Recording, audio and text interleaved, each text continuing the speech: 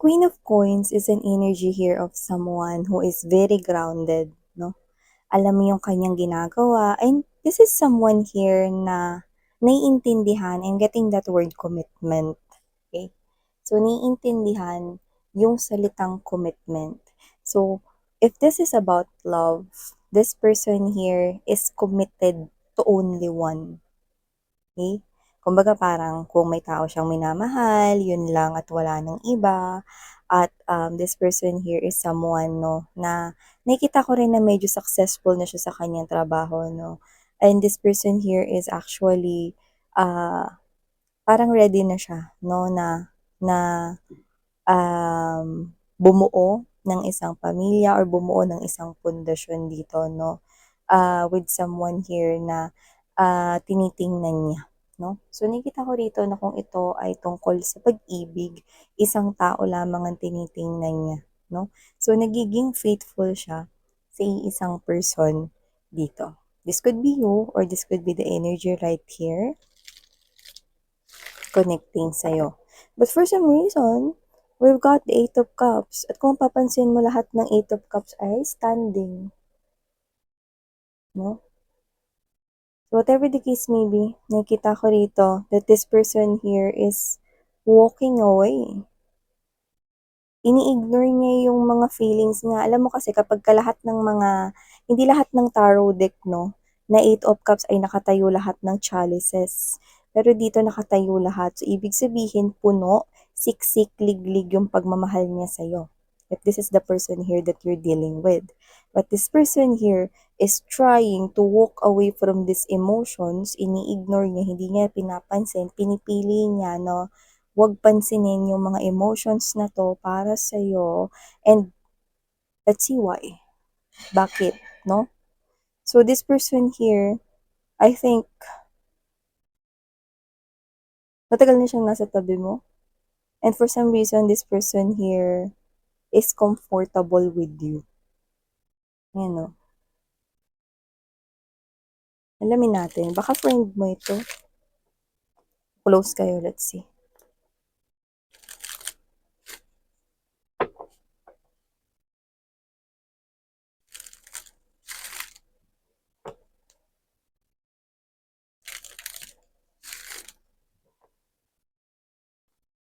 Parang pinipilit niya maging matapang. I saw the King of Swords.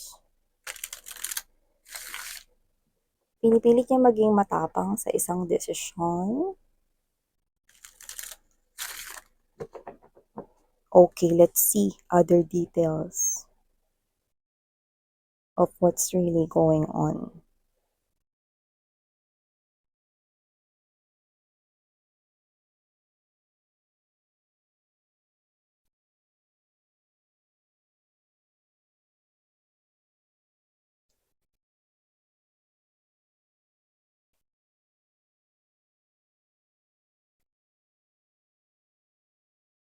No.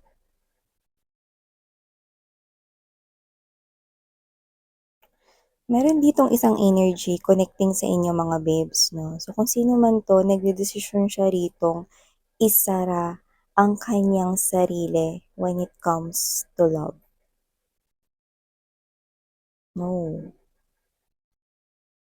So, ilatag na muna natin lahat bago natin basahin, no? Kung ano pa yung ibang mga informations na makikita natin dito. So, yeah. World card right at the center or heart of this reading.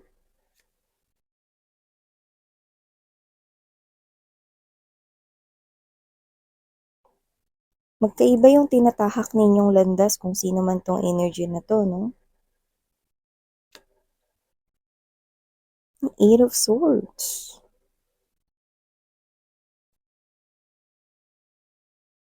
Um,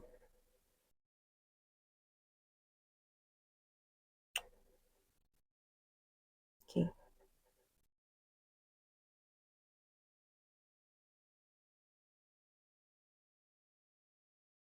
Hey there mga my loves collective. Thank you so much for always staying here with me in this channel, babe. So before we start, let me just greet everybody. Hi and hello there new subscribers. By the way, my name is Yan. Welcome. Tuloy po kayo dito sa aming community and hope na magstay kayo here with us. And of course, sa aking mga pabalik-balik na viewers, thank you sa inyong walang sawang pagsuporta at pagtambay. So kung hindi niyo pa knows mga babes, no, meron po tayong other channel. Ang link ay nasa description box. Kaya kung gusto niyo rin tumambay dyan, then go ahead, no? See you there din. So, yun nga, no? Wala tayo ditong gender, babae, lalaki, LGBT, lahat kayo welcome. You can flip roles if you want. Of course, you can do that since this is general reading. And at the end of the day, palaging meron kayong free will at palaging pwede nyo yung gamitin anytime, anywhere. So, I do see that with the Six of Cups energy right here, Death card, and there's this Three of Cups, I do see that there's someone here around you who could be someone here na pwedeng best friend mo. But I must say, close kayo, no? So, doesn't have to be na best friend or whatever. Pwedeng isa sa mga taong napagsasabihan mo ng mga nangyayari sa life mo, sa buhay mo, na pwedeng matagal mo na siyang friend, pwede rin naman na someone na close mo, ganun. No? And this person here is shutting his or her door, no, with the Six of Cups energy, and there's this Death card. Nagsha-shut siya rito ng door. Door ng ano? Door niya sa love. Sinasarado niya na tong door niya pagdating sa love dito. Huh? Yan. Bakit? In short, kung para sa'yo tong reading na 'to, pero I think hindi mo 'to alam, 'yan 'no. Kasi hindi rin naman niya pinapaalam sa'yo or hindi niya sinasabi sa'yo ng diretso.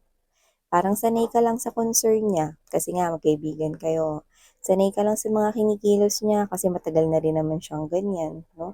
Nagke-care siya for you, inaalagaan ka niya like his or her own kapatid, mga ganyan 'no, or whatever this person here is doing, okay, nasanay kang ganun. Hmm? And I think this person here is someone who always remains by your side. Pag may problema ka, laging nandiyan siya para makinig. Kapag kami gusto kong sabihin, kahit na minsan parang tamang kwento lang, kahit na minsan hindi ganun ka-interesante yung kinikwento at sinasabi mo, nakikinig pa rin siya sa iyo. This is someone here who acts as a friend na may hidden or sikretong feelings para sa'yo. But why did this person here decide na i-close na yung door niya when it comes to love? Because like what I've said, hindi mo alam na may feeling siya para sa'yo. And there will come a time, at yung iba sa inyo, sabi ko nga timeless to, pwedeng nangyayari na to ngayon, pwedeng hindi pa, at isang prediction sa future, darating yung time na ikakasal ka. Darating yung time na may tao kang pipiliin para makasama habang buhay. Yung iba sa inyo may minamahal na kayo ngayon, pwedeng mapag-uusapan nyo na yung pag-settle down or yung kasal.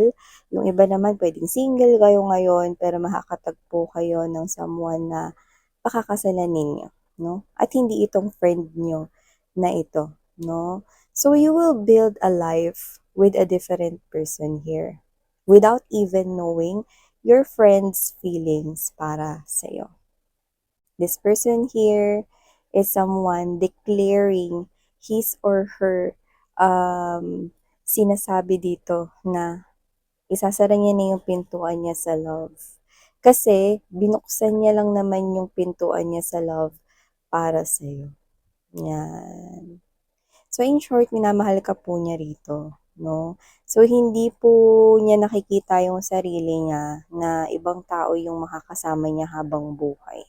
So this person here is setting you free with the world card energy. I'm seeing two different pathways right here. Magkaiba yung rutang or pathways na tinatahak ninyong dalawa. So pinapalaya ka niya na magmahal ng iba, no, nang wala kang nalalaman, no. So pagdating ng araw ng iyong kasal, or pagdating ng araw na natagpuan mo na yung taong pakakasalan mo, no, siya to na magdedesisyon na rin na bitiwan ka. Pero hindi niya pipiliing umalis sa tabi mo. Mananatili siya bilang isang kaibigan mo 'no, na parang never mo nang malalaman kasi itatago niya na lang ito, eh, 'no. Baka kaya natin ito nakuha sapagkat isa ito 'no, na parang mensahe 'no, para maiparating sa'yo na may isang tao dito na shino-shut ang kanyang love door para sa iba, dahil sa'yo lang naman niya 'yan binubuksan. Pero dahil ikaw ay nagmamahal ng iba at dahil ikaw ay kakasal na, kasi ito ay nakikita ko sa sa'yo mga babes, eh, 'no. Wala kang nalalaman sa feelings at emotions ng friend mo para sa'yo, whether that's katrabaho na matagal mo ng parang close friend or maaaring ito yung kababata mo na friend mo, doesn't have to be, but take whatever it takes 'no. So, nakikita ko dito 'no, na this person here, ititigil niya na yung paghihintay sa'yo.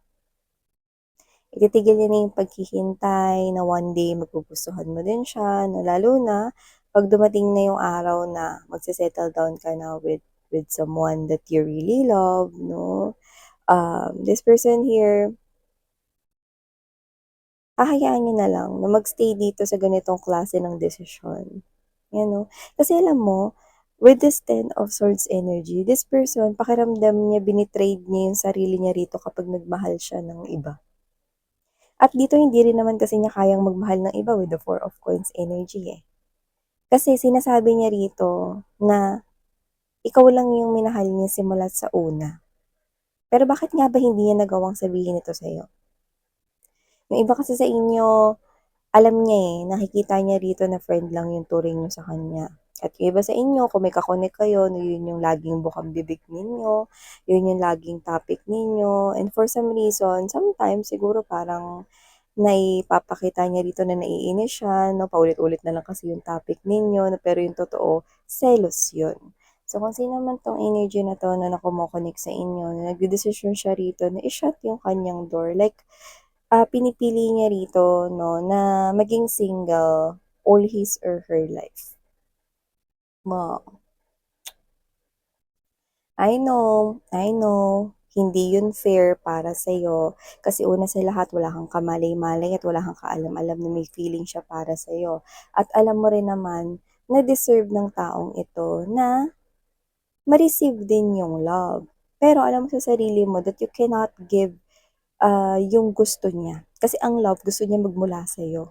Iba yung gusto mo, eh, iba yung taong mamahalin mo dito, eh. Nakikita mo lang siya bilang friend, 'yan.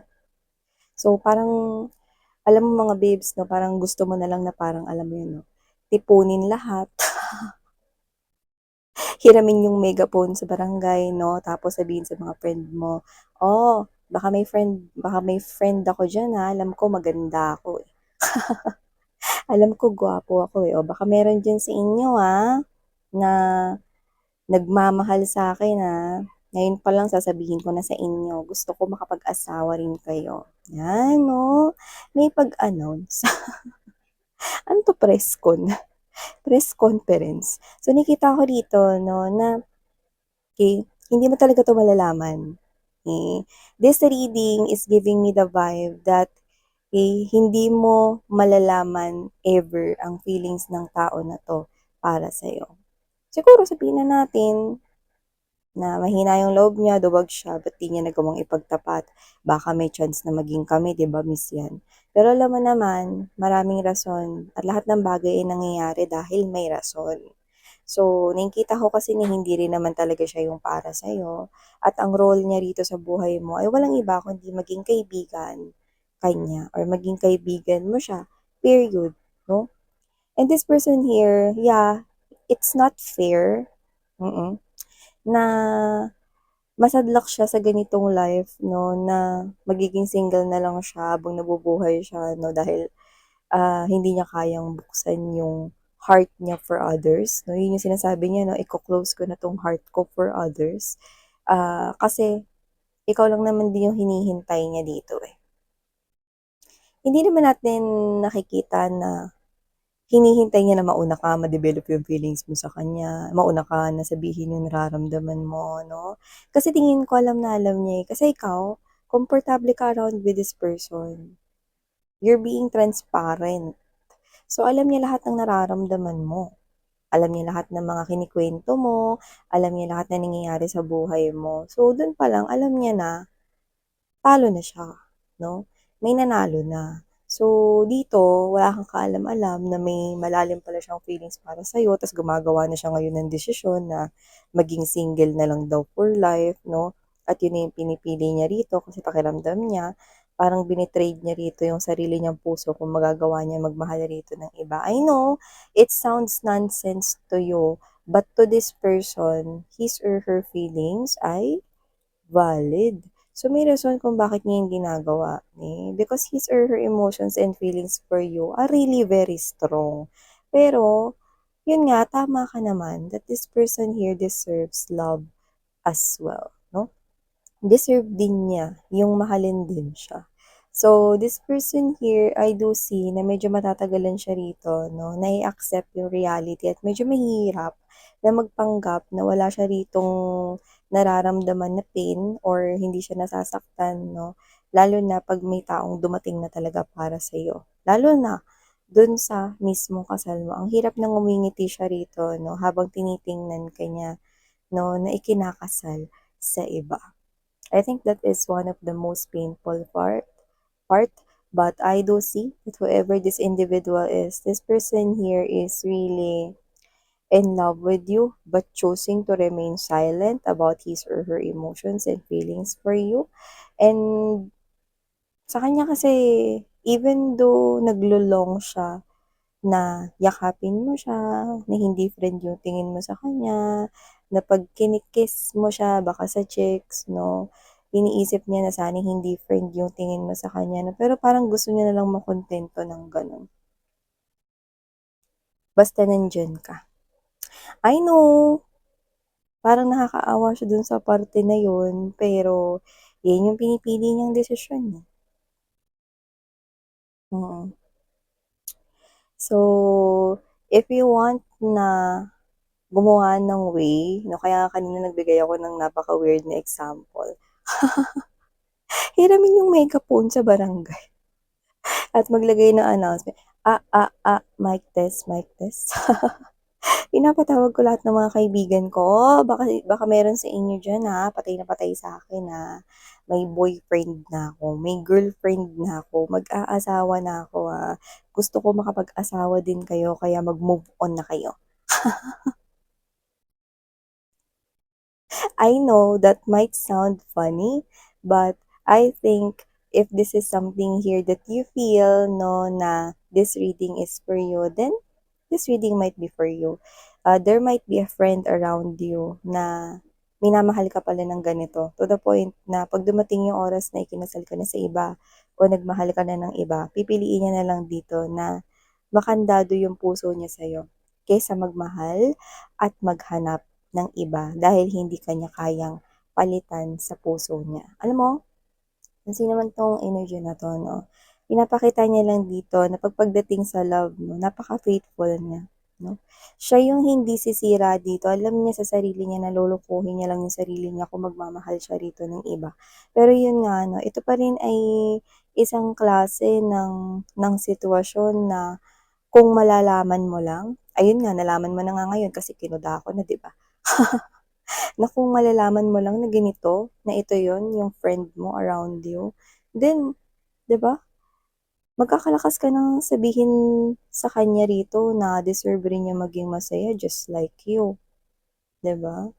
So, this person, meron siyang sariling reason kung bakit 'no. So, alam mo naman na this person here, ang gusto niya lang dito is respetuhin yung kanya ritong desisyon. But then again, I think this person here is may rason kung ba't niya 'to tinatago sa'yo. Hindi ko siya nakikitang aalis sa buhay mo, pero nakikita ko siya rito na parang gusto niyang gawin yung fake it until you make it na kasabihan 'no, na siguro everytime na ife-fake niya yung mga ngiti or mga smile niya rito 'no, baka matanggap niya rin fully, in the end 'no, na talagang hindi kayo for you. 'No, na hindi kayo ang for him or her 'no, na hindi kayo yung para sa kanya. But Whoever this energy is, this person here loves you, secretly loves you, and the presence of moon card energy right here, itatago niya na lang yan na sikreto. Pero dahil nga kinudako, eh di na-reveal na. So whatever the case may be, no, if you can do something about this, then I think whatever it is na sasabihin mo, ano man yung bagay na sasabihin mo sa kanya, makikinig siya per letter, per word, makikinig siya. So, if it so happen that you have someone here around you na ganito, then pwede ka ritong magbigay rito, no, ng iyong words, no, or out of the blue, pwedeng magbigay ka ng advice sa kanya, no, na kunwari alam mo yung friend ko na isa, no, pero yung totoo, siya talaga yung binibigyan mo ng advice, no, parang gumagawa ka lang ng paraan paano mo ipaparating sa kanya na pwede rin siyang magmahal ng iba kasi deserve niya rin naman na mahalin pabalik. Yan. So, nasa sa inyo yan, babe. So, yeah, ito yung mga mensaheng nakuha ko here, no, yeah, this is a lonely soul, no, pinipili niya rito na manatili sa tabi mo, no, kahit na ito yung dahilan na alam niyang magiging masaya siya, pero alam niya rin na ito rin yung bagay na magpapalungkot sa kanya. Yan. So, yung mga mensahe nakuha natin para sa iyo, sweetheart. Thank you so much. Muli ako po siya ng inyong psychic medium. Thank you, Sarang Hale of Inlight. Annyeong!